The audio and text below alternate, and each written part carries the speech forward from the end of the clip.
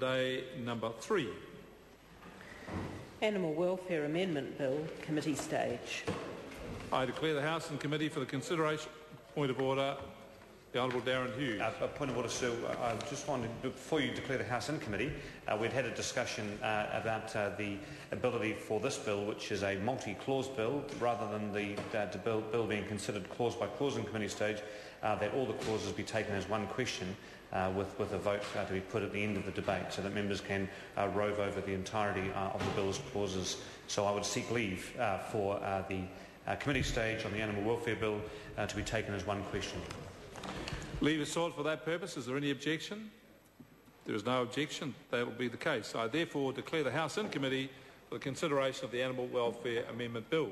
Mr. Speaker. Mr. Chairman.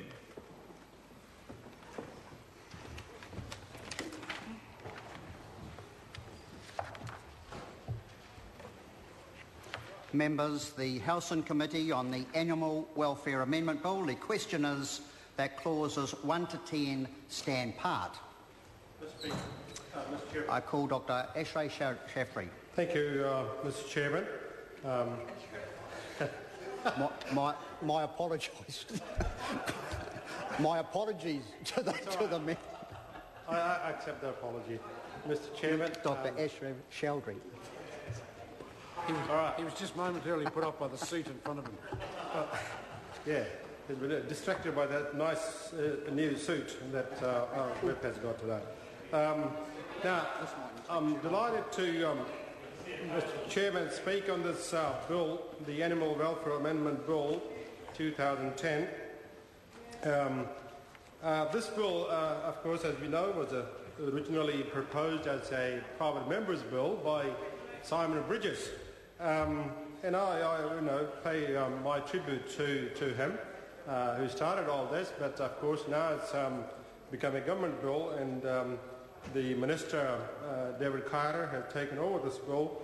I was pleased today at the Select Committee, Primary Production Select Committee, that the Minister, he talked about how he has taken the initiatives to actually put some more money into animal welfare, and I was delighted that he's taken a real interest now, particularly that he has realised, I believe, that our overseas markets, they are becoming very conscious of some of the environmental issues and, of course, the animal welfare issue that is around.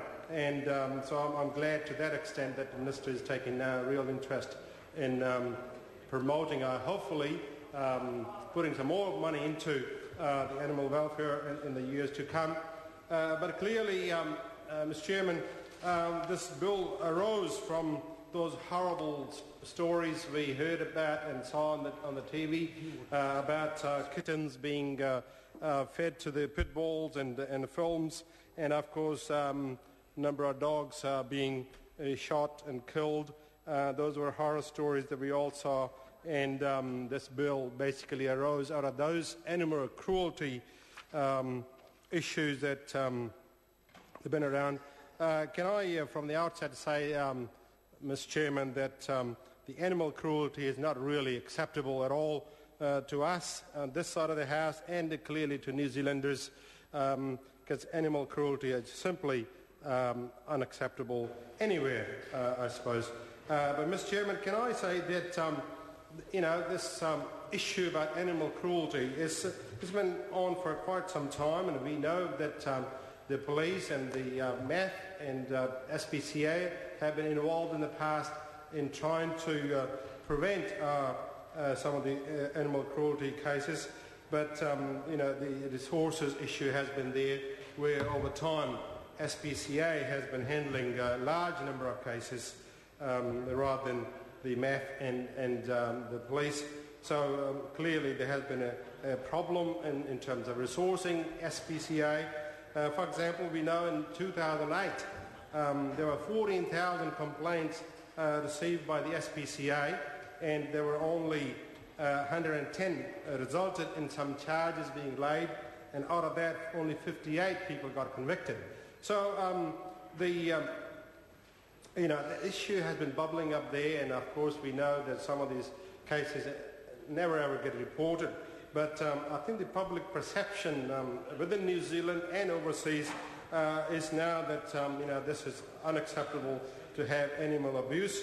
So, but at the same time, prosecution is expensive, and it can cost a lot of money. And in some cases, $10,000.